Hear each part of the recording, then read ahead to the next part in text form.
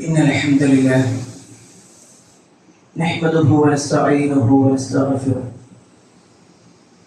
ونعوذ بالله من شرور أنفسنا ومن سيئات أعمالنا. من يهده الله فلا مضل له ومن يضلل فلا هادي له، وأشهد أن لا إله إلا الله وحده لا شريك له، وأشهد أن محمدا عبده ورسوله أرسله بالهدى ودين الحق ليظهره على الدين كله ولو كره المشركون. اللهم صل على محمد وعلى آل محمد كما صليت على إبراهيم وعلى آل إبراهيم إنك حميد مجيد. اللهم بارك على محمد وعلى آل محمد كما باركت على إبراهيم وعلى آل إبراهيم إنك حميد مجيد.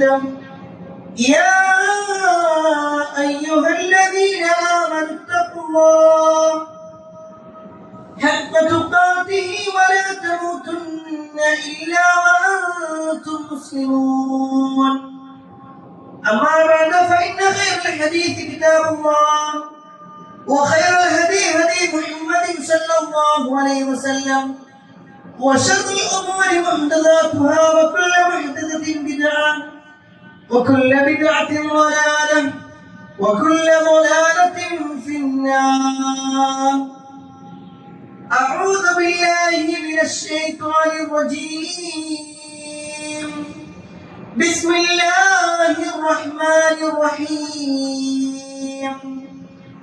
إذا جاء نصر الله والفتح ورأيت الناس يدخلون في دين الله أفواجا فسبح بحمد ربك واستغفره إنه كان توابا. يا أيها الناس أوصيكم وإياي أولا بتقوى الله. ഏറെ സ്നേഹം സത്യവിശ്വാസികളെ, സഹോദരന്മാരെ, സഹോദരന്മാരെ, അള്ളാഹുവിന്റെ വിധിവിലക്കനുസരിച്ചും പ്രവാചകൻ സല്ലല്ലാഹു അലൈഹി വസല്ലമയുടെ ജീവിതചര്യ പിൻപറ്റിക്കൊണ്ട് ജീവിക്കണമേ. ആദ്യമായി എന്നോടും തുടർന്ന് നിങ്ങൾ ഓരോരുത്തരോടും നടത്തുകയാണ് വസിയ്യത്ത് ചെയ്യുക. ഏറെ പവിത്രമാക്കപ്പെട്ട ദിനങ്ങളിലൂടെയാണ് കഴിഞ്ഞ ആഴ്ചയിൽ നമ്മൾ സൂചിപ്പിച്ചിരുന്നു. നമ്മളിപ്പോൾ നിലകൊള്ളുന്ന ദുൽഹിജ്ജ മാസവുമായി ബന്ധപ്പെട്ടുകൊണ്ട് അതിലെ ആദ്യത്തെ 10 ദിവസങ്ങളുടെ പോരിശയും ഫളലുകളും ഒക്കെ നമ്മൾ മനസ്സിലാക്കി. ആ മനസ്സിലാക്കിയതനുസരിച്ചുകൊണ്ട് തന്നെ പരമാവധി നന്മകൾ ചെയ്ത് തിന്മകളിൽ നിന്ന് വിട്ടു നിൽക്കാൻ പരിശ്രമിക്കണമേ എന്ന് പ്രത്യേകം ഓർമ്മപ്പെടുത്തുകയാണ്. അല്ലാഹു അതിനുള്ള തൗഫീഖ് നമുക്ക് എല്ലാവർക്കും. ഈ ദിവസങ്ങളുടെ പോരിശ മനസ്സിലാക്കുന്നതോടൊപ്പം തന്നെ ചരിത്രത്തിലെ ഈ ദിവസങ്ങൾ എത്രത്തോളം ഗൗരവപ്പെട്ടതാണ് എന്നതുകൂടി നമ്മൾ മനസ്സിലാക്കണം. ഈ ദിവസങ്ങൾക്ക് ഒരുപാട് ഫളിലുകൾ ഉണ്ട് എന്ന് നമ്മൾ അറിയും. അതിൽ ചെയ്യേണ്ടതായ പുണ്യങ്ങളും നമ്മൾ മനസ്സിലാക്കി. എന്നാൽ അതോടുകൂടെ ഈ ദിവസങ്ങളിൽ അവതരിക്കപ്പെട്ട സൂറത്തുണ്ട്, ആയത്തുണ്ട്, പ്രത്യേകമായ ചില നിർദ്ദേശങ്ങളും പ്രഖ്യാപനങ്ങളും റസൂലുള്ളാഹി സ്വല്ലല്ലാഹു അലൈഹി വസല്ലമയുടെ കാലത്ത് നടന്ന ചില സംഭവം. അതിൽ ഏറെ സുപ്രധാനമായ ഒരു കാര്യമാണ് നമുക്കെല്ലാവർക്കും സുപരിചിതമായ സൂറത്തുൻ നസ്ർ. അത് അവതരിക്കുന്നത് ദുൽഹിജ്ജ മാസത്തിലെ ഈ തുടക്കത്തിലായി. മഹാനായ ഇബ്നു ഉമർ റളിയല്ലാഹു അൻഹു റിപ്പോർട്ട് ചെയ്യുന്ന ഹദീസിൽ കാണാൻ സാധിക്കും, ഉൻസിലത് ഹാദിഹി സൂറ, ഈ ഒരു സൂറത്ത് അവതരിക്കപ്പെട്ടു ഇദാ ജാഅ നസ്റുല്ലാഹി വൽ ഫത്ഹ്, എന്ന് തുടങ്ങുന്ന സൂറത്ത് അവതരിക്കപ്പെട്ടിട്ടുള്ളത് ഔസത്ത് അയ്യാമുത്ത് ശരീഖ്, അയ്യാമുത്ത് ശരീഖിന്റെ മധ്യത്തിലായിരുന്നു. എന്നിട്ട് അദ്ദേഹം അതിനെക്കുറിച്ച് വിശദമായി കൊണ്ട് പറയുന്നുണ്ട്. പ്രത്യേകിച്ച് റസൂലുള്ളാഹി സ്വല്ലല്ലാഹു അലൈഹി വസല്ലമയുടെ ഹജ്ജത്തുൽ വദാഉമായി ബന്ധപ്പെട്ട് നബി സല്ലല്ലാഹു അലൈഹി വസല്ലമ തന്റെ ജീവിതത്തിൽ ആകെ ഒരേ ഒരു ഹജ്ജാണ് നിർവഹിച്ചത്, ഒറ്റ ഹജ്ജ്. എന്നാൽ ആ ഹജ്ജിനെ സംബന്ധിച്ചിടത്തോളം ആ ഹജ്ജിലാണ് റസൂലുള്ളാഹി സ്വല്ലല്ലാഹു അലൈഹി വസല്ലം ഹജ്ജിന്റെ എല്ലാ കാര്യങ്ങളും പഠിപ്പിക്കുന്നത്. ചില പ്രഖ്യാപനങ്ങൾ നടത്തി. ആ ഒരു പ്രഖ്യാപനത്തിൽ ചരിത്രത്തിൽ നൽകപ്പെട്ട പേര് ഖുത്ബത്തുൽ വദാ, നബി സല്ലല്ലാഹു അലൈഹി വസല്ലമയുടെ വിടവാങ്ങൽ പ്രസംഗം. നബി സല്ലല്ലാഹു അലൈഹി വസല്ലമ നിർവഹിച്ച ഹജ്ജത്തുൽ വദാഇ, നബി സല്ലല്ലാഹു അലൈഹി വസല്ലമ നിർവഹിച്ച വിടവാങ്ങൽ ഹജ്ജിൽ നബി സല്ലല്ലാഹു അലൈഹി വസല്ലമ നിർവഹിച്ചതാണ് ഖുത്ബത്തുൽ വദാ. ആ ഒരു പ്രസംഗത്തിൽ റസൂലുള്ളാഹി സ്വല്ലല്ലാഹു അലൈഹി വസല്ലം നടത്തിയിട്ടുള്ള ഒട്ടേറെ വസിയ്യത്ത് ഓരോ വിശ്വാസികളും ഏറെ ഗൗരവത്തോടുകൂടി കാണേണ്ടതായ വസിയ്യത്ത്. കാരണം നബി സല്ലല്ലാഹു അലൈഹി വസല്ലമയുടെ വഫാത്തായി എന്നത് പോലും അറിയിക്കുന്നതായിരുന്നു അതിലുള്ള ഓരോന്നും.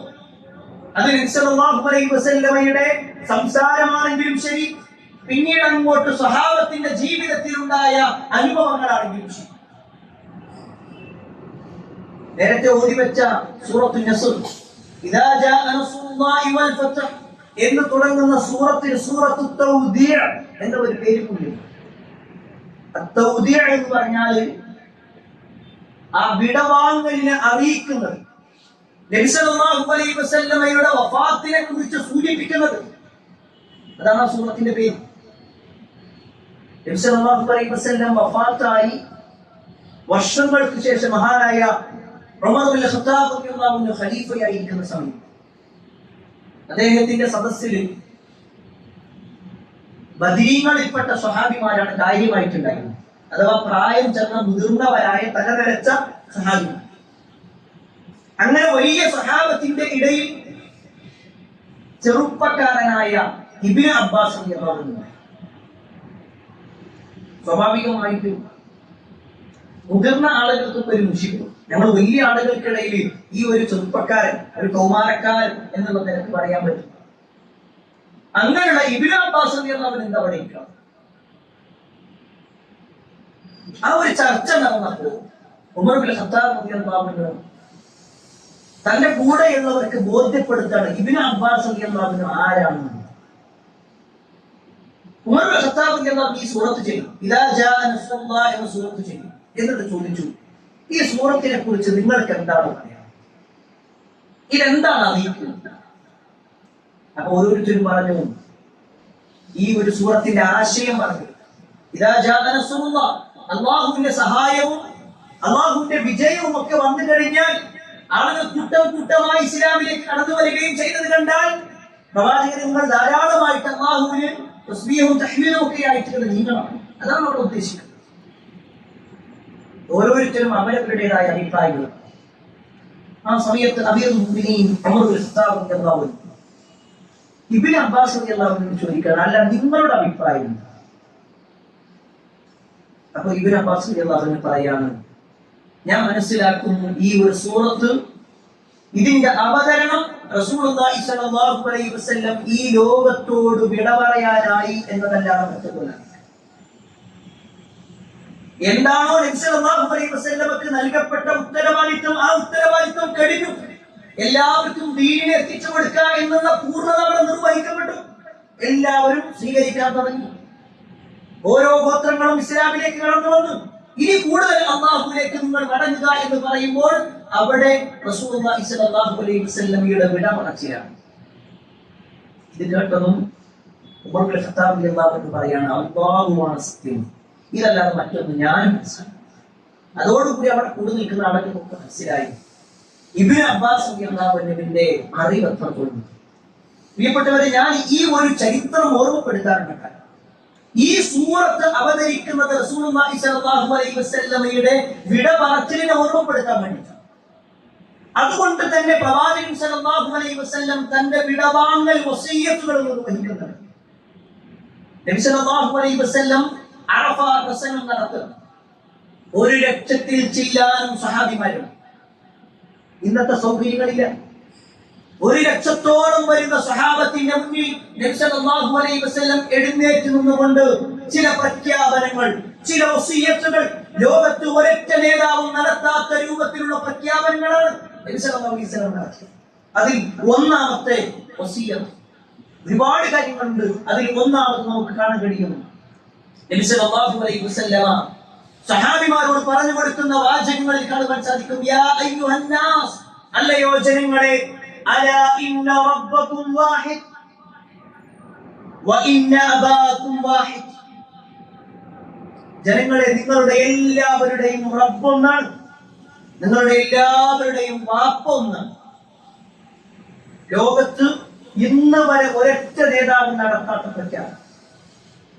നിങ്ങളെല്ലാവരും ഒരു രക്ഷിതാവിന്റെ അടിമകളാണ്. എല്ലാവരുടെയും രക്ഷിതാവ് ഒന്നാണ്. അത് ഏത് മതവിഭാഗത്തിൽപ്പെട്ട ആളാണെങ്കിലും ശരി, എല്ലാവരോടും നബി സല്ലല്ലാഹു അലൈഹി വസല്ലം പറയാണ്, എല്ലാവരുടെയും രക്ഷിതാവ്. ഈ ലോകത്തുള്ള സൃഷ്ടാവെന്ന്, ഈ ലോകം സംവിധാനിച്ചത് ഒരേ ഒരു റബ്ബാണ്. ഈ ലോകം നിയന്ത്രിക്കുന്നത് ഒരേ ഒരു നാഥനാണ്. അതാണ് റസൂലുള്ളാഹി സ്വല്ലല്ലാഹു അലൈഹി വസല്ലം ഇതിലൂടെ അറിയിക്കുന്നത്. റബ്ബ് എന്ന് പറഞ്ഞാൽ ഖൽഖ്, മുൽക്ക്, തദ്ബീർ, ഈ 3 കാര്യങ്ങൾ ഉൾക്കൊള്ളുന്നതാണ്. സൃഷ്ടിപ്പും അതേപോലെ തന്നെ സംവിധാനങ്ങളും നിയന്ത്രണങ്ങളും എല്ലാം ഉൾപ്പെടുത്തുന്നത്. മറ്റേതൊരു മതവിഭാഗം നമ്മൾ പരിശോധിച്ചു നോക്കി, അവർക്ക് പറയാനുള്ളത് ഒരു പക്ഷേ ആ പ്രദേശത്ത് മാത്രം പരിചയമുള്ള ഒരു ദൈവത്തെയായി, ഏതെങ്കിലും ഒരു പ്രദേശത്ത് മാത്രം പരിചയമുള്ളത്, അല്ലെങ്കിൽ ഒരു രാജ്യത്ത് മാത്രം പരിചയമുള്ളത്, അല്ലെങ്കിൽ ഏതാനും വ്യക്തികൾക്ക് മാത്രം പരിചയമുള്ളത്. ഒരു പക്ഷേ ഇന്ത്യയിൽ അറിയപ്പെടുന്ന ഒരു ദൈവത്തെ അമേരിക്കയിലോ ജർമ്മനിയിലോ ആഫ്രിക്കയിലോ സുഡാനിലോ പോയി നോക്കിക്കഴിഞ്ഞാൽ അവർക്കാർക്കും അറിയണമെന്നില്ല. എന്നാൽ ഇസ്ലാം പരിചയപ്പെടുത്തിയിട്ടുള്ള റബ്ബ് എന്ന് പറഞ്ഞാൽ ഏത് അമേരിക്കയിൽ പോയാലും, ഏത് സുഡാനിൽ പോയാലും, ഏത് ചൈനയിൽ പോയാലും, ഏത് നാട്ടിൽ പോയാലും നിങ്ങളെ സൃഷ്ടിച്ചവർ.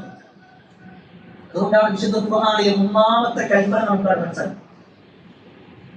അല്ലയോ ജനങ്ങളെ എന്ന് വിളിച്ചുകൊണ്ട് അല്ലാഹു പറയുന്ന ഒരു വാചകമുണ്ട് സൂറത്തുൽ ബഖറയിലെ 21-ാമത്തെ ആയത്ത്. ജനങ്ങളെ വിളിച്ചുകൊണ്ട്, അവിടെ ഏതെങ്കിലും മതത്തിൽ മാത്രം അതിൽ ഉൾപ്പെട്ട ആളുകളല്ല, ജനങ്ങളെ എന്ന് വിളിച്ചുകൊണ്ട് പറയാണ്, നിങ്ങൾ ഉഅ്ബുദൂ റബ്ബക്കും അല്ലദീ ഖലഖകും വല്ലദീന മിൻ ഖബലികും. നിങ്ങളെയും നിങ്ങളെ സൃഷ്ടിച്ച, നിങ്ങളെയും അല്ലദീ ഖലഖകും വല്ലദീന മിൻ ഖബലികും, നിങ്ങൾക്ക് മുമ്പുണ്ടായിരുന്നവരെയും സൃഷ്ടിച്ചവർ, അവരെല്ലാം സൃഷ്ടിച്ച റബ്ബിനെ നിങ്ങൾ ആരാധിക്കുക. അഥവാ നിങ്ങളെയും നിങ്ങളുടെ വാപ്പാനെയും വാപ്പാന്റെ വാപ്പാനെയും അങ്ങനെ ആരെ കൊണ്ടോ അവരെല്ലാം മുമ്പോട്ടെത്തിക്കഴിഞ്ഞാൽ അവരൊക്കെ സൃഷ്ടിച്ച റബ്ബിനെയാണ്. ഒരിക്കലും ഒരു വർഗീയത ഇല്ലാത്ത വിശ്വാസമാണ് ശരിക്കും ഇസ്ലാം പഠിപ്പിക്കുന്നത്. ഇസ്ലാം പഠിപ്പിക്കുന്ന വിശ്വാസം അതാണ്, വർഗീയത ഇല്ലാത്തതാണ്. ഒരു നാട്ടിലുള്ള ഒരു ദൈവം മാത്രം ആരാധിക്കണം എന്ന് പറയുമ്പോൾ അത് വർഗീയവൽക്കരിക്കപ്പെട്ടു. ഇന്ന ഒരു വിഭാഗത്തിന്റെ ദൈവം. എന്നാൽ ഇസ്ലാം പറഞ്ഞത് അങ്ങനെയാണ്. ഇസ്ലാം പറഞ്ഞത് അങ്ങനെയല്ല. പ്രിയപ്പെട്ടവർ, ഇത്രയും ലളിതമായിട്ട് പറയാനുള്ള കാരണം, ഒരുപക്ഷെ സോഷ്യൽ മീഡിയകളാവട്ടെ, നമ്മുടെ സുഹൃത്തുക്കളുമായിട്ടുള്ള സംസാരങ്ങളിലാവട്ടെ, പലപ്പോഴും ഇസ്ലാമിനെ പ്രതികൂട്ടിലാക്കാൻ ഇസ്ലാം എന്താ ഇത്ര വർഗീയമായി കൊണ്ട് ചിന്തിക്കുന്നത്, ഇസ്ലാം ഒരു പാർശ്വവൽക്കരിച്ചുകൊണ്ടാണല്ലോ സംസാരിക്കുന്നത്. അല്ല, ലോകത്തുള്ള എല്ലാ മനുഷ്യന്മാരോട് പറയും, നിങ്ങളൊക്കെ സൃഷ്ടിച്ചതാരാണോ, നിങ്ങളെ വാപ്പാനി വാപ്പാന്റെ വാപ്പാനിക്ക് സൃഷ്ടിച്ചതാരാണോ, അതാരാണോ അവർ നിങ്ങൾ ആരാധിച്ചു. ആ റബ്ബിന്റെ പേരാണെന്നോ. അതോടൊപ്പം റസൂലുള്ളാഹി സ്വല്ലല്ലാഹു അലൈഹി വസല്ലം പറയാണ്, ഇന്ന അബാകും വാഹിദ്, എല്ലാവരുടെയും വാഹിദ്. അത് അതിനെ ഇസ്ലാമിന്റെ മക്കളാണ് നമ്മൾ. എന്നാൽ എല്ലാവർക്കും ഒരേ സ്ഥാനമാണ് ഉള്ളത്? അല്ല. അതിനെ ഇസ്ലാമിന്റെ എല്ലാ മക്കൾക്കും ഒരേ സ്ഥാനമല്ല ഉള്ളത്. മറിച്ച് ആ സ്ഥാനത്തിന്റെ കയറ്റിറക്കങ്ങൾ എന്താണ് എന്ന് കൂടി റസൂലുള്ളാഹി സ്വല്ലല്ലാഹു അലൈഹി വസല്ലം പറയാം. നബി സല്ലല്ലാഹു അലൈഹി വസല്ലം പറയാണ്, അലാ ലാ ഫദ്ല ലി അറബിയ്യിൻ അലാ അജമിയ്യിൻ. ഒരിക്കലും അറബിക്ക് അജമിയേക്കാൾ അഥവാ അനറബിയേക്കാൾ ഒരു സ്ഥാനമില്ല. വലാ ലി അജമിയ്യിൻ അലാ അറബിയ്യിൻ, ഒരു അനറബിക്ക് അറബിയേക്കാളും സ്ഥാനമില്ല. വലാ അഹ്മർ അലാ അസ്വദ് വലാ അസ്വദ് അലാ അഹ്മർ, കറുത്തവന് വെളുത്തവനേക്കാളോ വെളുത്തവന് കറുത്തവനേക്കാളോ സ്ഥാനമില്ല. ഇല്ലാ ബിത്തഖ്വ, തഖ്വ ഉണ്ടാകും. വാചകം നോക്ക്. ഒരാൾക്കും ഒരു പരിഗണനയില്ല. ആദമിന്റെ മക്കളാണ് എല്ലാവരും. പക്ഷേ അള്ളാഹുവിന്റെ അടുക്കൽ പരിഗണന. അവൻ ഇന്ന തറവാട്ടിലാണ്, അവൻ അറബിയാണ്, അവൻ ഇന്ന ഭാഷക്കാരനാണ്, അവൻ ഇന്ന ദേശക്കാരനാണ്, അവൻ ഇന്ന കുടുംബത്തിലാണ്, അവൻ ഇന്ന ആളാണ്. അവന്റെ നിറം പോലും നോക്കുന്നില്ല. അല്ലാഹു സുബ്ഹാനഹു വ തആല അവന്റെ നിറം പോലും നോക്കുന്നില്ല. ഇല്ലാ ബിത്തഖ്വ. തഖ്വ കൊണ്ടാണ് അല്ലാഹുവിന്റെ അടുക്കൽ പരിഗണന. അതുകൊണ്ടാണ് കറുത്ത നിറമുള്ള ബിലാൽ ഇബ്നു റബാഹ് റളിയല്ലാഹു അൻഹു ഇസ്ലാമിൽ വലിയ സ്ഥാനം. എന്നാൽ വെളുത്ത നിറമുണ്ടായിരുന്ന, നല്ല സൗന്ദര്യം ഉണ്ടായിരുന്ന, പേരിൽ തന്നെ അബൂ ലഹബ്, ജ്വാലയുള്ളവൻ, പ്രകാശമുള്ളവൻ എന്ന് പറഞ്ഞ വ്യക്തി. അല്ലാഹു വിശുദ്ധ ഖുർആനിലൂടെ അയാളെ പറഞ്ഞത് എന്താ? തബ്ബത് യദാ അബീ ലഹബിൻ വതബ്. അബൂ ലഹബിന്റെ ഇരു കരങ്ങളും നശിക്കട്ടെ, അവൻ നശിച്ചിരിക്കുന്നു. സൗന്ദര്യമുള്ള അബൂ ലഹബ് നശിക്കപ്പെട്ടവനായിട്ടാണ്. എന്നാൽ സൗന്ദര്യം കുറവുണ്ടായിരുന്ന ബിലാൽ ഇബ്നു റബാഹ് റളിയല്ലാഹു അൻഹു ഇസ്ലാമിലെ ഒന്നാമത്തെ മുഅദ്ദിനാണ്. ഒന്നാമത്തെ ബാങ്കി നബി സല്ലല്ലാഹു അലൈഹി വസല്ലം ബാങ്കിന്റെ ഉച്ചാരണങ്ങൾ പഠിപ്പിച്ചു കൊടുത്ത് ഒന്നാമതായി ബാങ്ക് വിളിക്കാനുള്ള തൗഫീഖ് നൽകിയാണ്. വലിയ സ്ഥാനമായിരുന്നു. നിറം നോക്കിയിട്ടല്ല, സ്ഥാനം നോക്കിയിട്ടല്ല. വലിയ സമ്പന്നനായിരുന്നു, സ്ഥാനമാനം ഉണ്ടായിരുന്നു അബൂ ജഹൽ. ഒരു പക്ഷേ മക്കയുടെ പ്രസിഡന്റ് എന്ന് വേണമെങ്കിൽ പറയാൻ പറ്റും. അവിടുത്തെ പ്രഥമ പൗരൻ എന്ന് വേണമെങ്കിൽ പറയാൻ പറ്റുന്ന ആളാണ് അബൂ ജഹൽ. അത്രയും സ്ഥാനം ഉണ്ടായിരുന്നു. അതേപോലെ തന്നെ സാമ്പത്തികമായും തറവാടിത്തത്തിന്റെ കാര്യത്തിലും എല്ലാത്തിലും മുന്നേറിയായിരുന്നു. അതുകൊണ്ട് റസൂലുള്ളാഹി സ്വല്ലല്ലാഹു അലൈഹി വസല്ലം പ്രാർത്ഥിച്ചത്, അല്ലാഹുവേ രണ്ടാമതൊരു ഉമറിനെ കൊണ്ട് ഇസ്ലാമിനെ നീ ശക്തിപ്പെടുത്തണം. അതിൽ ഒന്ന് ഉമർ ഇബ്നു ഖത്താബ് റളിയല്ലാഹു അൻഹു ആണ്. മറ്റേ രണ്ടാമത്തെ ഉമർ ആരാ? അംർ ഇബ്നു ഹിശാം എന്ന പേരിൽ അറിയപ്പെടുന്ന അബൂ ജഹൽ. ഈ അബൂ ജഹൽ ഇസ്ലാമിലേക്ക് വരണമെന്ന് നബി സല്ലല്ലാഹു അലൈഹി വസല്ലം ആഗ്രഹം ഉണ്ടായിരുന്നു. അത്രയും വലിയ സ്ഥാനം ഉണ്ടായിരുന്നു. പക്ഷേ അബൂ ജഹലിന് ഇസ്ലാമിൽ പരിഗണനയില്ല. സമ്പന്നനായിരുന്ന അബൂ ജഹലിന് ഒരു സ്ഥാനം ഒന്നും എടുക്കില്ല. എന്നാൽ അടിമയായിരുന്ന അമ്മാർ ഇബ്നു യാസിർ, ബാപ്പ അടിമ, യാസിർ അടിമയാണ്. ഉമ്മയായ സുമയ്യ അടിമയാണ്. ആ രണ്ടുപേരുടെയും മകനായ അമ്മാർ അടിമയാണ്. കുടുംബപരമായിട്ട് അടിമകൾ. പക്ഷെ അള്ളാഹുവിന്റെ അടുക്കൽ വലിയ സ്ഥാനം. റസൂലുള്ളാഹി സ്വല്ലല്ലാഹു അലൈഹി വസല്ലം പ്രത്യേക പദവികൾ നൽകി. അവിടെ പരിഗണന തഖ്വ കൊണ്ടല്ല അവർക്ക് പരിഗണന. പ്രിയപ്പെട്ടവരെ, ഈ ഒരു പ്രഖ്യാപനം റസൂലുള്ളാഹി സ്വല്ലല്ലാഹു അലൈഹി വസല്ലം നടത്തുമ്പോൾ നമ്മൾ ശരീരം ഇതൊക്കെ കേൾക്കുന്ന സമയത്ത് നമ്മൾ വിചാരിക്കണം, അൽഹംദുലില്ലാഹ് നമ്മളൊക്കെ ഉഷാറാണ്. ഇന്ന് ലോകത്തിന്റെ വിവിധ ഭാഗങ്ങൾ നോക്കുന്ന സമയത്ത് നിറത്തിന്റെ പേരിൽ എത്ര ആളുകളാണ് ആക്ഷേപിക്കപ്പെട്ടുകൊണ്ടിരിക്കുന്നത്. ഫുട്ബോൾ കളിക്കാരാവാം, അല്ലെങ്കിൽ വേറെ ഏതെങ്കിലും അത്ലറ്റുകളാവാം. അവരൊക്കെ നിറത്തിന്റെ പേരിൽ കൂക്കി വിടുക. ആഫ്രിക്കയിൽ ജനിച്ചു എന്നുള്ള കാരണത്താൽ അവരെ മോശമായി ചിത്രീകരിക്കുന്ന ആളുകൾ നിറത്തിന്റെ പേരിൽ, ജാതിയുടെ പേരിൽ ഒക്കെ അങ്ങോട്ടും ഇങ്ങോട്ടും വിമർശനങ്ങളും കളിയാക്കലുകളും പരിഹാസങ്ങളും നടന്നുകൊണ്ടിരിക്കുമ്പോൾ വിശ്വാസിയോട് പറയാണ്, നിങ്ങളുടെ നിറം നോക്കിയിട്ടല്ല അല്ലാഹു സുബ്ഹാനഹു വ തആല നിങ്ങൾക്ക് പരിഗണന നൽകുന്നത്. നിങ്ങൾ അല്ലാഹുവോട് എത്രത്തോളം സൂക്ഷ്മത പാലിക്കുന്നവരാണ്. അവിടെ സ്ഥാനമൊന്നുമില്ല, അവിടെ ഏത് മഹലിലാന്നില്ല, ഏത് സംഘടനയിലാന്നില്ല. അല്ലാഹുവിൽ തഖ്വയുള്ള ആളാണോ? അവിടെ നമ്മൾ സ്വയം പരിശോധിക്കണം. ഈ പറയപ്പെട്ട വാചകം നമ്മൾ നോക്കുന്നുണ്ടോ? അങ്ങോട്ടും ഇങ്ങോട്ടുള്ള പരിഗണന നമ്മൾ കൊടുക്കുന്നുണ്ടോ? ഒരുപക്ഷെ നമ്മുടെ വീട്ടിലേക്ക് ജോലിക്ക് വരുന്ന ആള്, ആ ജോലിക്ക് വരുന്ന പുറംപണിക്ക് വരുന്ന ആളായിരിക്കും.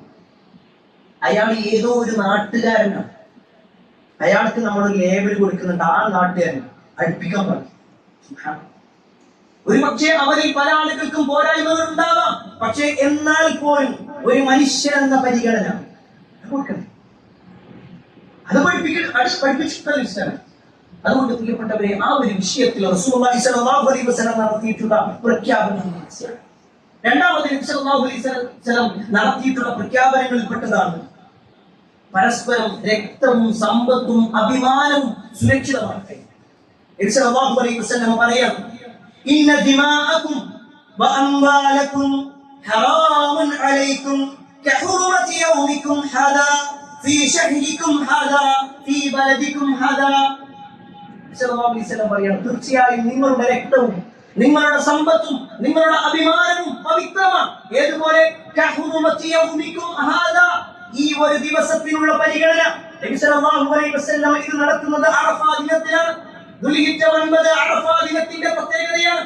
ആ അറഫാ ദിനത്തിനേക്കാളും സ്ഥാനം ഒരു മുസ്ലിമിന്റെ അഭിമാനത്തിനുണ്ട്, ഒരു മുസ്ലിമിന്റെ സമ്പത്തിനുണ്ട്, ഒരു മുസ്ലിമിന്റെ രക്തത്തിനുണ്ട് എന്ന് പറയുമ്പോൾ അതിന്റെ ഗൗരവം മനസ്സിലാക്കും.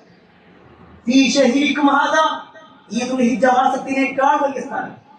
ഫീ ബലദികും ഹാദാ, മക്ക രാജ്യത്തിനേക്കാളും വലിയ സ്ഥാനം വിശ്വാസികൾ തമ്മിലുള്ള അഭിമാനത്തിനുണ്ട്, അവരുടെ രക്തത്തിനുണ്ട്, അവരുടെ സമ്പത്തിനുണ്ട്. അവിടെയാണ് വിശ്വാസി എന്ന് പറഞ്ഞാൽ മറ്റൊരാളുടെ അഭിമാനത്തിനെ ക്ഷതപ്പെടുത്തുന്ന ആളാവില്ല, അത് പരിഗണിക്കുന്ന ആളായിരിക്കും. എത്രത്തോളം എന്നാൽ റസൂലുള്ളാഹി സ്വല്ലല്ലാഹു അലൈഹി വസല്ലം പറയാണ്, മൻ റദ്ദ അൻ അർദി അഖീ റദ്ദല്ലാഹു അൻ വജ്ഹിൻ നാര യൗമിൽ ഖിയാമ. ആരെങ്കിലും ഒരാളുടെ അഭിമാനം അത് സംരക്ഷിക്കുകയാണെങ്കിൽ നാളെ പരലോകത്ത് അല്ലാഹു സുബ്ഹാനഹു വ തആല ആരാണോ സംരക്ഷിച്ചത് അവന്റെ മുഖത്തെ അല്ലാഹു നരകത്തിൽ തൊട്ട് സംരക്ഷിക്കും. ചില ആളുകൾ മറ്റൊരാളെ കുറിച്ച് സംസാരിച്ചു, അത് നമ്മൾ കേൾക്കുന്നു, നമ്മുടെ കൂടെ കൂടിയാകേണ്ടവൻ. ഒരാളുടെ അഭിമാനം നശിപ്പിക്കുന്ന രൂപത്തിൽ ആക്ഷേപങ്ങളുമായിട്ട് കടന്നു വരികയാണെങ്കിൽ നമ്മൾ പറയണം, തൽക്കാലം ഉണ്ടാകും, നമുക്കൊന്ന് അന്വേഷിക്കും, കാര്യങ്ങൾ ചോദിച്ചറിയാം. നമ്മൾ വെറുതെ അങ്ങോട്ടും ഇങ്ങോട്ടും പറഞ്ഞിട്ടുണ്ട കാര്യം, വെറുതെ അയാളെ കുറിച്ച് എന്തെങ്കിലും പറഞ്ഞിട്ടുണ്ട കാര്യം. അതുകൊണ്ട് നമുക്ക് ഈ വിഷയം ഒന്ന് പൂർണ്ണമായിട്ടൊന്ന് അറിയാം. നോക്കില്ല, ആരും അതൊന്നും നോക്കുന്നില്ല. ഒരാളെ കിട്ടിയ ഒരു അവസരം എന്താണോ ആ അവസരങ്ങൾ ഉപയോഗപ്പെടുത്തുന്നതാണ്. അവിടെയാണ് പ്രിയപ്പെട്ടവരെ നമ്മുടെ നേതാവായ മുഹമ്മദ് മുസ്തഫ സല്ലല്ലാഹു അലൈഹി വസല്ലമയുടെ ചരിത്രം. ഒരു മുസ്ലിമിന്റെ അഭിമാനത്തിന് എത്ര വലിയ സ്ഥാനമാണ് നബി സല്ലല്ലാഹു അലൈഹി വസല്ലം കൊടുത്തതെന്ന് കണ്ടത്. നബി സല്ലല്ലാഹു അലൈഹി വസല്ലമയുടെ കാലത്ത് ജീവിച്ചിരുന്ന ഒരു വ്യക്തിയാണ് സാഹിർ എന്ന് പറയുന്ന വ്യക്തി. സാഹിർ, അദ്ദേഹം ഒരു ഗ്രാമീണനായ ഒരു ആളാണ്. അദ്ദേഹം ചിലപ്പോഴൊക്കെ തന്റെ നാട്ടിലുള്ള പഴവർഗ്ഗങ്ങളും മറ്റൊക്കെ കിട്ടിയാൽ അതുമായിട്ട് നേരെ റസൂലുള്ളാഹി സ്വല്ലല്ലാഹു അലൈഹി വസല്ലം നടത്തി. എന്നിട്ട് പ്രവാചകൻ സല്ലല്ലാഹു അലൈഹി വസല്ലമക്ക് അത് സമ്മാനം കിട്ടി. നബി സല്ലല്ലാഹു അലൈഹി വസല്ലമയുടെ കൂടെ കുറച്ച് സമയം കഴിച്ചു. പിന്നീട് അദ്ദേഹം തിരിച്ച് തന്റെ നാട്ടിലേക്ക് പോകുമ്പോൾ നബി സല്ലല്ലാഹു അലൈഹി വസല്ലമയും ചില സമ്മാനങ്ങളൊക്കെ അദ്ദേഹത്തിനുണ്ട്. നല്ല സ്നേഹത്തോടു കൂടി രണ്ടാളും. ഒരു ദിവസം പ്രവാചകൻ സല്ലല്ലാഹു അലൈഹി വസല്ലം അങ്ങാടിയിലേക്ക് ഇറങ്ങിയ സാഹിർ നിൽക്കുക. ആ സമയത്ത് പ്രവാചകൻ സല്ലല്ലാഹു അലൈഹി വസല്ലമ അദ്ദേഹത്തിന്റെ പിന്നിലൂടെ ചെന്നിട്ട് അദ്ദേഹത്തിനെ കെട്ടിപ്പിടിച്ചു. അദ്ദേഹത്തെ തന്റെ കൈകൾ കൊണ്ട് ഇങ്ങനെ വലയം ചെയ്തു. തന്റെ പിന്നിൽ നിൽക്കുന്നത് ആരാണെന്ന് അറിയാത്ത സാഹിർ പറഞ്ഞു, ഇതാരാ, എന്നെ വിടി, എന്നെ വിടൂ. ഇത് പറയുമ്പോ സാഹിർ ഇങ്ങനെ തിരിഞ്ഞു നോക്കുക, ആരാണ് തന്നെ കെട്ടിപ്പിടിച്ചിട്ടുള്ളത്. അദ്ദേഹം തിരിഞ്ഞു നോക്കുമ്പോ ഇത് റസൂലുള്ളാഹി സ്വല്ലല്ലാഹു അലൈഹി വസല്ലമയാണെന്ന് ബോധ്യപ്പെട്ടു. സാഹിർ ആ വാക്കവിടെ നിർത്തിയത് മാത്രമല്ല, നബി സല്ലല്ലാഹു അലൈഹി വസല്ലമയുടെ നെഞ്ചിലേക്ക് ചേർന്നു ഒരു കുട്ടി നിൽക്കുന്നത് പോലെ നബി സല്ലല്ലാഹു അലൈഹി വസല്ലമയുടെ ആ കാര്യങ്ങളിൽ നബി സല്ലല്ലാഹു അലൈഹി വസല്ലം അവിടെ നിന്ന് അദ്ദേഹത്തിനെ ചേർത്ത് നിർത്തിയിട്ട് പറയാണ്, ഈ അടിമൻ ആർക്കാ വേണ്ടേ? നബി സല്ലല്ലാഹു അലൈഹി വസല്ലം അദ്ദേഹത്തിന് പരീക്ഷിക്കാൻ വേണ്ടി പറയും, വേറെ ആർക്കെങ്കിലും വേണോ എന്നാ ചോദിക്കും. ഉടനെ അദ്ദേഹം പറയാണ്, യാ റസൂലല്ലാഹ് ഇദൻ വല്ലാഹ് തജിദുനി കാസ. അല്ലാഹുവിന്റെ റസൂലേ, നിങ്ങൾ അങ്ങനെ എന്നെ വിൽക്കാൻ വേണ്ടി നോക്കുകയാണെങ്കിൽ ഒരു വില എനിക്കുണ്ടാകും, എനിക്കെന്ത് വിലയുണ്ടാകും? അദ്ദേഹം നിരാശയോടുകൂടി പറയുന്നൊരു വാക്കാണ്.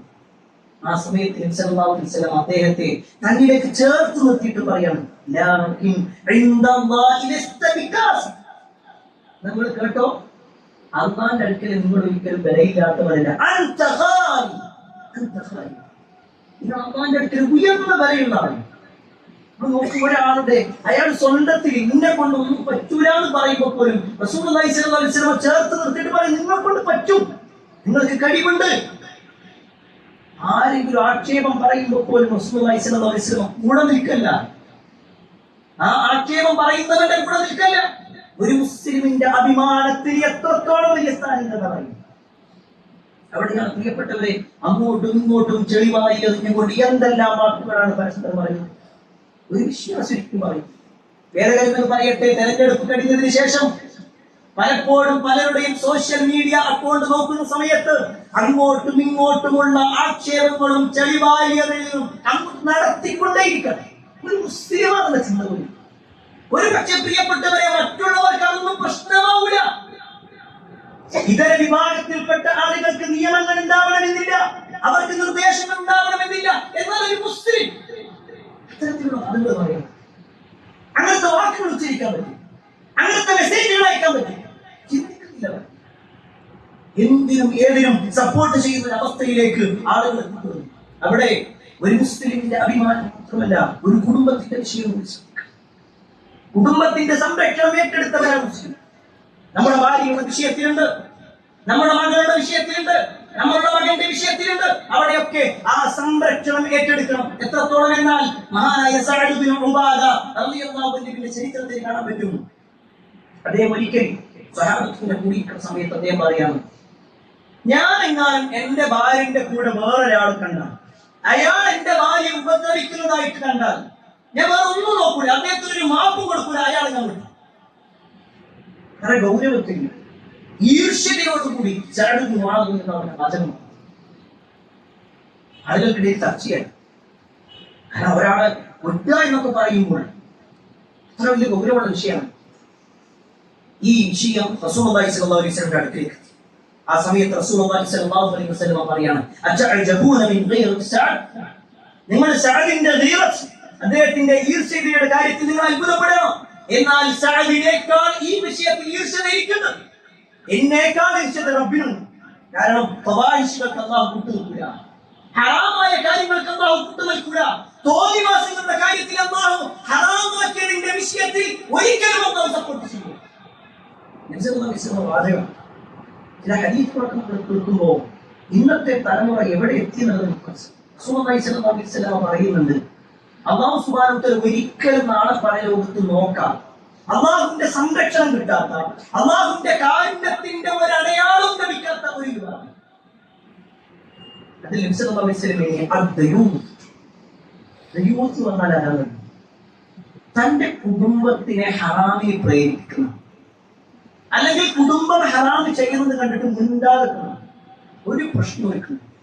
പ്രിയപ്പെട്ടവർ, ഈ വാചകം പറയുമ്പോഴാണ് ഇന്നത്തെ സോഷ്യൽ മീഡിയകളിൽ ഭൂരിഭാഗവും യൂട്യൂബും മറ്റുമൊക്കെ തുടങ്ങുന്നത് പലപ്പോഴും സഹോദരിമാർ, ഭർത്താക്കന്മാർ പരിപൂർണ്ണ സപ്പോർട്ടായി എല്ലാ അർത്ഥത്തിലും സപ്പോർട്ട് ചെയ്തു കൊടുക്കുക. എത്ര വാർത്തകൾ നമ്മൾ കേട്ടു. അങ്ങനെ തുടങ്ങുന്ന പലതും പല അഭീഹങ്ങളിലേക്കും പോയി പിന്നെ വളരെ മോശമായ അവസ്ഥയിലേക്ക്. ഇത് കേൾക്കുമ്പോഴൊക്കെ അപ്പൊ വിമർശനങ്ങളുണ്ട്. ഇവർക്കൊന്നും ഇനി കാറ്റ്, ഇവർക്കൊന്നും ഇനി മാറാനായി. ഈ ലോകമൊക്കെ മാറിയിട്ട് ഒരു പെണ്ണ് യൂട്യൂബ് ചാനൽ തുടങ്ങുമ്പോഴേക്ക് എന്താ പറ്റുന്ന പ്രശ്നം? പ്രിയപ്പെട്ടവരെ, ഒരാള് യൂട്യൂബ് ചാനൽ തുടങ്ങരുത് എന്നല്ല പറഞ്ഞു. പക്ഷെ അവിടെ ഒരു പെണ്ണ് അവളുടെ ശരീരം കാണിച്ചുകൊണ്ട് അല്ലെങ്കിൽ അവളെ നിർത്തിക്കൊണ്ട് അവൾ ഒരു യൂട്യൂബ് ചാനൽ തുടങ്ങുമ്പോൾ നമ്മൾ ആലോചിക്കേണ്ട കാര്യത്തിൽ എല്ലാ ആളുകളും ഒരുപോലെ അല്ല കാണും. ഓരോരുത്തരും അവരവരുടേതായ ചിന്താഗതികളിലൂടെ കാണും. അവിടെ വിശ്വാസി എന്നുള്ളത് എന്റെ ഭാര്യ മറ്റുള്ളവന്റെ കാമങ്ങളുടെ നോട്ടത്തിന് വേണ്ടിയിട്ടുള്ളതല്ല, എന്റെ മകളെ നീങ്ങുന്നതല്ല. ആ ബോധ്യമാണ് അവിടെ ഇസ്ലാം പറഞ്ഞ ഓരോ നിയമങ്ങളും പരിശോധിച്ചു. സംരക്ഷണം കൊടുക്കാൻ പറഞ്ഞ ഓരോ മേഖലകളുണ്ട്. നബി സല്ലല്ലാഹു അലൈഹി വസല്ലം പറഞ്ഞു, ഒരു വീട്ടിൽ ഒറ്റക്ക് ഒരു സ്ത്രീ ഉണ്ടെങ്കിൽ അവിടേക്ക് നിങ്ങൾ കയറുന്നതിനെ നിങ്ങൾ സൂക്ഷിക്കണം. ഒരു പെണ്ണൊറ്റക്കുള്ള ഒരു വീട്ടിൽ നിങ്ങൾ കയറി പോകുന്നതിന് ശ്രദ്ധിക്കണം.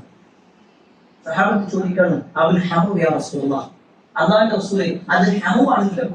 ഹമു എന്ന് പറഞ്ഞാൽ ഭർത്താവിന്റെ ജ്യേഷ്ഠൻ അല്ലെങ്കിൽ അനിയൻ അല്ലെങ്കിൽ അവരുടെ നബി സല്ലല്ലാഹു അലൈഹി വസല്ലം പറഞ്ഞ മറുപടി എന്താണെന്നറിയോ? അൽ ഹമു അൽ മൗത്ത്. അങ്ങനെ ഒരാൾ കയറി പോകുന്നുണ്ടെങ്കിൽ അത് മരണത്തിൽ തുല്യാണ്, അത് മരണത്തിൽ തുല്യാണ്. കാരണം വേറെ പുറത്തുനിന്നുള്ള ഒരാളാണ് ഇങ്ങനെ ഇടയ്ക്കിടയ്ക്ക് ഒരു വീട്ടിലേക്ക് കയറി ചെല്ലുന്നതെങ്കിൽ അയൽവാസികൾ തെറ്റിദ്ധരിക്കും. ചില ബൈക്കുകൾ നിർത്തുന്നത് കാണുമ്പോൾ അയൽവാസികൾ അന്വേഷിക്കും, ആരുടേതാ ബൈക്ക്? ഒരാൾ ഇങ്ങനെ ഇടയ്ക്കിടയ്ക്ക് വരുന്നുണ്ടല്ലോ. അയൽവാസികൾ സംഘടിക്കും, ചോദ്യം ചെയ്യും, പ്രശ്നങ്ങൾ ഉണ്ടാകും. എന്നാൽ ആ പോകുന്നത് ഭർത്താവിന്റെ കുടുംബക്കാരനാണെങ്കിലോ എല്ലാത്തിലും സപ്പോർട്ട്. അവിടെയാണ് ഇസ്ലാം പറഞ്ഞത് അങ്ങനെ ഒരു പെണ്ണ് ഒറ്റക്ക് നിൽക്കുന്നതിനെ, അങ്ങനെ ഒരു പെണ്ണ് ഒറ്റക്ക് നിൽക്കുന്ന വീട്ടിലേക്ക് നിങ്ങൾ കയറി പോകുന്നു. പ്രിയപ്പെട്ടവരെ, ഓരോ വാക്കുകളും ഈ സോഷ്യൽ മീഡിയയുടെ കാര്യം ഒന്നും കൂടി ഉൾപ്പെടുത്തട്ടെ. പലരും മനസ്സിലാക്കുന്നത് എന്താ, ഞാൻ എന്റെ റൂമിൽ എന്റെ മൊബൈൽ എടുത്തുകൊണ്ട് ഒരു വീഡിയോ എടുക്കുന്നത് നിങ്ങൾക്ക് എന്താ പ്രശ്നം? സത്യത്തിൽ ഒരാളൊരു വീഡിയോ എടുത്തു, അയാളുടെ റൂമിൽ അയാൾ ഒറ്റയ്ക്കായിരിക്കാം, പക്ഷെ അയാൾ യൂട്യൂബ് എന്ന് പറയുന്ന ഒരു പ്ലാറ്റ്ഫോമിലേക്ക് അത് അപ്ലോഡ് ചെയ്യുന്നതോടുകൂടി ലക്ഷക്കണക്കിന് ആളുകൾ അത് കണ്ടു. ഒന്നുകൂടി പറഞ്ഞാൽ ഇതിലുള്ള എല്ലാ സഹോദരങ്ങളോടും സഹോദരിമാരോടും പറയുന്നത്, 1,00,000 ആളുകൾ കൂടി നിൽക്കുന്ന ഒരു സദസ്സിന്റെ മുന്നിൽ നമ്മൾ നിന്നിട്ട് നമ്മൾ എന്താണോ പറയുന്നത് അതാണ് ശരിക്കും നമ്മുടെ റൂമിന്റെ ഉള്ളിൽ ആരുമില്ല എന്ന് വിചാരിച്ചിട്ട്, അല്ലെങ്കിൽ റൂം ക്ലോസ് ചെയ്തിട്ട് നമ്മളൊരു വീഡിയോ എടുത്ത് അപ്ലോഡ് ചെയ്താലുണ്ടാകാം. അതുകൊണ്ട് നല്ല ശ്രദ്ധിക്കണം. നമ്മുടെ സ്റ്റാറ്റസുകളുടെ കയ്യിൽ, നമ്മുടെ ഫോട്ടോയുടെ വിഷയത്തിൽ, ഒരു പക്ഷേ നമ്മുടെ പ്രൊഫൈൽ ഫോട്ടോ നമ്മുടെ ഭാര്യയുണ്ടോ പരിശോധിക്കണം, നമ്മുടെ മുതിർന്ന പെൺകുട്ടികളുണ്ടോ പരിശോധിക്കണം. പ്രിയപ്പെട്ടവരെ, ഒരു പക്ഷേ നമ്മളൊക്കെ നല്ലവരായിരിക്കാം, എന്നാൽ ഈ സമൂഹം അങ്ങനെയാവണമെന്നില്ല. എല്ലാവരും ആ ഒരു ചിന്തയോടുകൂടി കാണണമെന്നുമില്ല. അതുകൊണ്ട് തന്നെ തന്റെ കുടുംബത്തിന്റെ കാര്യത്തിൽ അഭിമാനബോധമുള്ള ആളായിരിക്കണം ഒരു വിശ്വാസി. അതുകൊണ്ട് തന്നെ റസൂലുള്ളാഹി സ്വല്ലല്ലാഹു അലൈഹി വസല്ലം പ്രത്യേകം എടുത്തു പറഞ്ഞു സ്വകാര്യതയുടെ കാര്യമുണ്ട്. ഒരിക്കൽ റസൂലുള്ളാഹി സ്വല്ലല്ലാഹു അലൈഹി വസല്ലം സഹാബിമാരിരിക്കുന്ന സദസ്സിൽ വെച്ചിട്ട് ചോദിക്കുകയാണ്, നിങ്ങൾ ആരെങ്കിലും നിങ്ങളുടെ വീട്ടിലേക്ക് കയറി നിങ്ങളുടെ റൂമിലേക്ക് ചെന്ന് നിങ്ങൾ വിരിപ്പൊക്കെ താഴ്ത്തി നിങ്ങളുടെ റൂമിലെ വാതിലൊക്കെ അടച്ചു, എന്നിട്ട് നിങ്ങൾ നിങ്ങളുടെ ഭാര്യയോട് സംസാരിക്കുന്നതും പെരുമാറുന്നതും ഒക്കെ അത് കഴിഞ്ഞ് പിന്നീട് നിങ്ങൾ നിങ്ങളുടെ കൂട്ടുകാരോട് പറയാറുണ്ട്? ചില ചോദ്യം ആദ്യം പുരുഷന്മാരുടെ ഭാഗത്താ ചോദിച്ചു, ആരും ഒന്നും ഇല്ല. പിന്നെ സ്ത്രീകളുടെ ഭാഗത്തേക്ക് ചെന്നു, അവിടെ നിന്നിട്ട് ചോദിക്കുക സ്ത്രീകളോട്, നിങ്ങളുടെ ഭാഗത്തുണ്ടോ ആരെങ്കിലും അങ്ങനെ പറയുന്നവരുണ്ടോ? ആ സമയത്ത് ഒരു സ്ത്രീ എഴുന്നേറ്റു. ഹദീസിൽ കാണാൻ പറ്റും, അവൾ ഇങ്ങനെ ഒരു കാലിൽ ഇങ്ങനെ പൊന്തിയിട്ട് നിന്നപ്പോ, നബിയെ, ഈ ഇരിക്കുന്ന പല സ്ത്രീകളുണ്ട്, ഇതിലെ പല പുരുഷന്മാരുണ്ട്, ഇങ്ങനെ അങ്ങോട്ടും ഇങ്ങോട്ടും പറയുന്ന ആളുകളുണ്ട്. റസൂലുള്ളാഹി സ്വല്ലല്ലാഹു അലൈഹി വസല്ലം കേട്ടപ്പോ പ്രവാചകന്റെ മുഖം ചുവന്നു. നബി സല്ലല്ലാഹു അലൈഹി വസല്ലം പറയാണ്, ഞാൻ നിങ്ങൾക്ക് ഒരാളെ ഉദാഹരിച്ചു തരാം.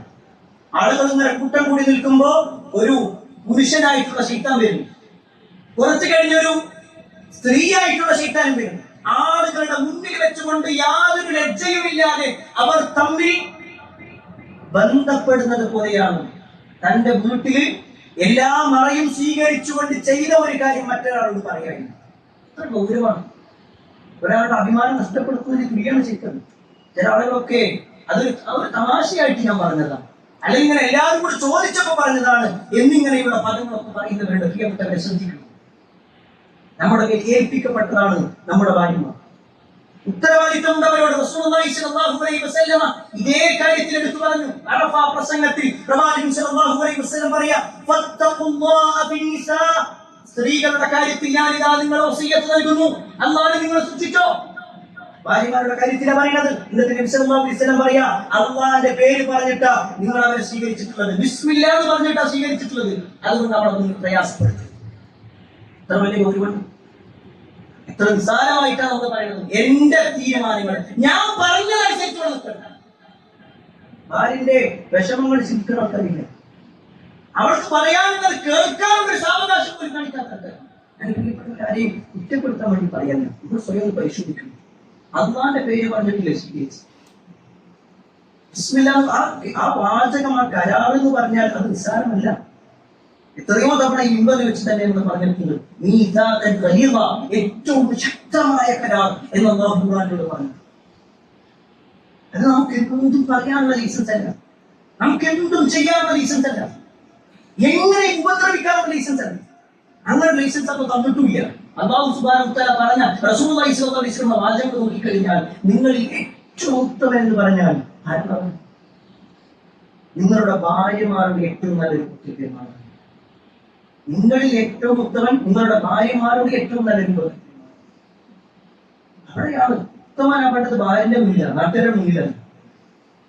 ചില ആളുകൾ നാട്ടുകാരുടെ മുന്നിൽ അയാളെ കുറിച്ച് നല്ല അഭിപ്രായം, ഏറ്റവും നല്ലൊരു മനുഷ്യൻ. പക്ഷേ ഭാര്യയുടെ അടുക്കിലേക്ക് ചെന്നാലോ ഇത്രയും വൃത്തികെട്ട ഒരു മനുഷ്യൻ. ശ്രദ്ധിക്കണം.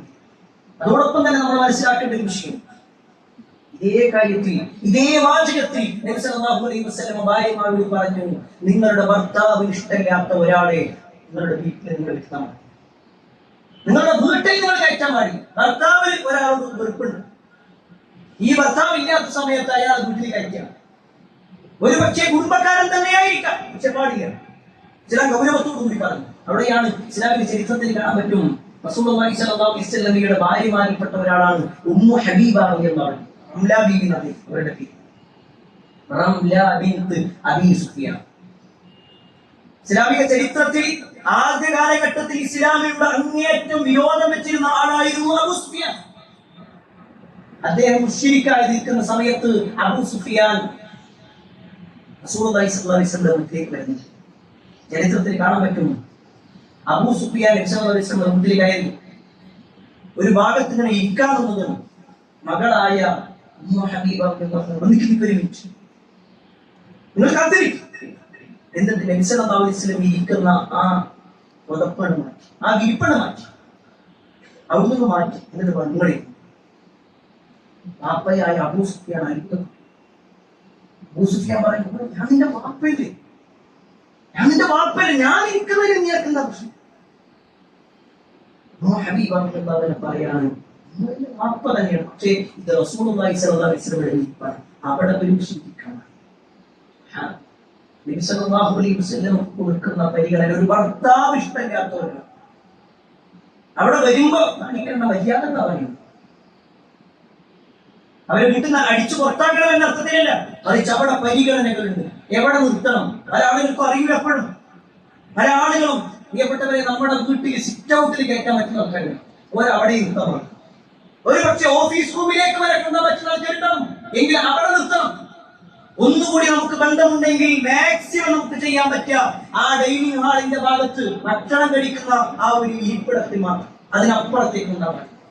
ചില ആളുകൾ റൂമിലേക്ക് കൊണ്ടുപോയി എത്തുന്നു, ഒരുപക്ഷെ ഭാര്യയെ കൂടുതൽ പരിചയപ്പെടുത്തുന്നു, ഭാര്യ നിൽക്കുന്ന കിച്ചണിലേക്ക് കൊണ്ടുപോകുന്നു. എന്നിട്ടോ ഇയാൾ പിന്നീട് ഇല്ലാത്ത സമയങ്ങളിൽ ഈ പറയപ്പെട്ട സുഹൃത്ത് പിന്നീട് വീട്ടിൽ കയറി ഇറങ്ങുന്ന ഒരവസ്ഥ, അവിഹിതങ്ങളിലേക്ക് പോകുന്ന ഒരവസ്ഥ. ചില എന്താ പറഞ്ഞു ആ പറഞ്ഞതിൽ അതിനപ്പുറത്തേക്ക് പോകുമ്പോഴൊക്കെ ഒരു പക്ഷേ നമ്മൾ കേൾക്കാൻ ആഗ്രഹിച്ച പദങ്ങളാവണമെന്നില്ല. അതുകൊണ്ട് തന്നെ റസൂലുള്ളാഹി സ്വല്ലല്ലാഹു അലൈഹി വസല്ലം പറഞ്ഞ ഈ ഓരോ ഉപദേശങ്ങളും അത് ഏറെ ഗൗരവത്തോടു കൂടി കാണുക, നബി സല്ലല്ലാഹു അലൈഹി വസല്ലം പഠിപ്പിച്ചതുപോലെ ജീവിക്കുക. അല്ലാഹു സുബ്ഹാനഹു വ തആല അത്തരത്തിലുള്ള ആളുകളിൽ നമ്മെ ഏവരെയും ഉൾപ്പെടുത്തുമാറാകട്ടെ. അൽഹംദുലില്ലാഹി റബ്ബിൽ ആലമീൻ, സ്വലാത്തു വസ്സലാമു അലാ റസൂലില്ലാഹി വഅലാ ആലിഹി വസ്ഹാബിഹി അജ്മഈൻ. പ്രിയപ്പെട്ട സഹോദരങ്ങളെ, ഒരിക്കലും ഉമർ ഇബ്നുൽ ഖത്താബ് റളിയല്ലാഹു അൻഹു ഒരു ജൂതനായ മനുഷ്യൻ, എന്നിട്ട് ആ മനുഷ്യൻ പറഞ്ഞു, യാ അമീറുൽ മുഅ്മിനീൻ, അല്ലയോ അമീറുൽ മുഅ്മിനീൻ, ഞാൻ ഖുർആനിൽ വായിച്ചു, അതിലെ ഒരു ആയത്ത് ഞാൻ വായിച്ചപ്പോൾ അത് ഞങ്ങൾക്കാണ് അവതരിച്ചിരുന്നത്, അഥവാ ജൂതന്മാർക്കാണ് അങ്ങനെ ഒരു ആയത്ത് അവതരിച്ചിരുന്നത്. ഞങ്ങൾ ആ ദിവസത്തെ ഞങ്ങളുടെ ആഘോഷ ദിവസമായി കാണുന്നത്. ഇത് കേട്ടപ്പോൾ ഉമർ ഇബ്നുൽ ഖത്താബ് റളിയല്ലാഹു അൻഹു ചോദിച്ചു, അയ്യോ ആയ, ഏതായത്താണ് പറഞ്ഞത്? ജൂതനായ മനുഷ്യൻ പറഞ്ഞു, അൽയൗമ അക്മൽതു ലക്കും ദീനക്കും വഅത്മംതു അലൈക്കും നിഅമതി വറദീതു ലക്കുമുൽ ഇസ്ലാമ ദീനാ. ഇന്ന് നിങ്ങൾക്ക് നിങ്ങളുടെ മതത്തെ പൂർത്തീകരിച്ചു തന്നിരിക്കുന്നു, ഇസ്ലാമിനെ നിങ്ങൾക്ക് മതമായി അല്ലാഹു തൃപ്തിപ്പെടുകയും ചെയ്തിരിക്കുന്നു. ഈ ആയത്ത് ആ ജൂതനായ മനുഷ്യന്റെ ഉടനെ ഉമർ ഇബ്നുൽ ഖത്താബ് റളിയല്ലാഹു അൻഹു പറയാണ്, ഖദ് അറഫ്നാ ദാലിക അൽയൗം വൽ മകാൻ അല്ലദീ നസലത് ഫീഹി അലാ നബി സല്ലല്ലാഹു അലൈഹി വസല്ലം. ഇവിടെ ഓതിയ ഈ ആയത്തുകൾ ഇത് എന്നാണ് അവതരിച്ചത് എന്ന്, എവിടെ വെച്ചാണ് അവതരിച്ചത് എന്ന് എനിക്ക് കൃത്യമായി. എന്നിട്ട് അദ്ദേഹം പറയാണ്, നബി സല്ലല്ലാഹു അലൈഹി വസല്ലം ഒരു വെള്ളിയാഴ്ച ദിവസം അറഫയിൽ നിൽക്കുന്ന സമയത്താണ് ഈ ആയത്ത്. ഈ ആയത്തിന് പ്രത്യേകത ഇസ്ലാം പൂർണ്ണമായി എന്ന് അറിയിക്കാനാണ്. ഇവിടെ ഈ ആയത്ത് അവതരിക്കുക എന്ന് മാത്രമല്ല, നബി സല്ലല്ലാഹു അലൈഹി വസല്ലം ഓതി കൊടുക്കുന്നത് അറഫയിൽ വെച്ചാണ്. അപ്പൊ ഈ അറഫ എന്ന് പറഞ്ഞാൽ വലിയ പ്രാധാന്യമുള്ള ഒരു സ്ഥലം. ഒരു പക്ഷെ നമ്മൾ എല്ലാവരും കേട്ടിട്ടുണ്ടാകും അൽ ഹജ്ജു അറഫ. ഹജ്ജ് എന്ന് പറഞ്ഞാൽ അറഫയാണ്. ഹദീസാണ്. അറഫയിൽ നിൽക്കാത്ത ഒരാൾക്ക് ഹജ്ജില്ല. അയാൾ വേറെ എല്ലാ കർമ്മങ്ങളും ചെയ്യുന്നു, പക്ഷേ അറഫയിൽ അയാൾക്ക് നിൽക്കാൻ പറ്റില്ല. എങ്കിൽ അയാൾക്ക് ഹജ്ജ് കിട്ടി. ഹജ്ജിലെ ഏറ്റവും പ്രധാനപ്പെട്ട കാര്യമാണ് അറഫ എന്ന് പറയുന്ന പ്രദേശത്ത് നിൽക്കുക. എന്നാൽ ആ ഒരു അറഫയുമായി ബന്ധപ്പെട്ടുകൊണ്ട് അല്ലെങ്കിൽ ദുൽഹിജ്ജ 9 ബന്ധപ്പെട്ട് നബി സല്ലല്ലാഹു അലൈഹി വസല്ലം ഒരു നോമ്പ് കൂടി പഠിച്ചു. നമ്മൾ കഴിഞ്ഞ വെള്ളിയാഴ്ച ഈ ദുൽഹിജ്ജ മാസത്തിന്റെ പവിത്രത വിശദീകരിച്ചപ്പോൾ എടുത്തു പറഞ്ഞ ഒരു കാര്യമാണ് നോമ്പെടുക്കാൻ. നബി സല്ലല്ലാഹു അലൈഹി വസല്ലമയുടെ ഹദീസിൽ കാണുവാൻ സാധിക്കും, സിയാമു യൗമ അറഫ അഹ്തസിബു അലല്ലാഹി അൻ യുകഫിറ സനത അല്ലതി ഖബലഹു വസ്സനത അല്ലതി ബഅദഹു. അറഫ ദിനം നോമ്പെടുക്കുക അഥവാ ദുൽഹിജ്ജ 9 നോമ്പെടുക്കുക എന്ന് പറഞ്ഞാൽ 2 വർഷം അതിന്റെ പ്രതിഫലം, 2 വർഷത്തെ പ്രതിഫലം. കഴിഞ്ഞു പോയ ഒരു വർഷത്തെ പാപങ്ങൾ നോക്കപ്പെടും, വരാനിരിക്കുന്ന ഒരു വർഷത്തെ പാപം. സ്വാഭാവികമായിട്ട് നമ്മൾ ചിന്തിക്കും, വരാനിരിക്കുന്ന ഒരു വർഷത്തെ പാപങ്ങൾ നോക്കപ്പെടുക എന്ന് പറഞ്ഞാൽ എന്താ? അതിനെ പണ്ഡിതന്മാർ വിശദീകരിച്ചു. ഒന്നുകിൽ അയാൾക്ക് തെറ്റുകളിൽ നിന്ന് രക്ഷപ്പെടാനുള്ള ഒരു തൗഫീഖ്, തെറ്റുകളൊക്കെ മാറി നിൽക്കാനുള്ള തൗഫീഖ്. അതല്ലെങ്കിലോ അയാളുടെ ജീവിതത്തിൽ എന്തെങ്കിലും ഒരു തെറ്റ് സംഭവിച്ചാൽ അത് പുറത്തു കൊടുക്കാൻ അയാൾക്ക് തൗബ ചെയ്യാനുള്ള ഒരു അവസരമുണ്ട്. രണ്ടാമതൊരു കാര്യം, അത്രയും വലിയ പ്രാധാന്യമുള്ള ഒരു ദിവസമാണ് ഈ വരുന്ന ഞായറാഴ്ച. ആ വാചകം അങ്ങനെ തന്നെ മനസ്സിലാക്കും. കാരണം നമ്മുടെ നാട്ടിൽ സോഷ്യൽ മീഡിയയിലൊക്കെ വലിയ ചർച്ചയാണ്, എന്നാണ് അറഫ നോമ്പെടുക്കുക.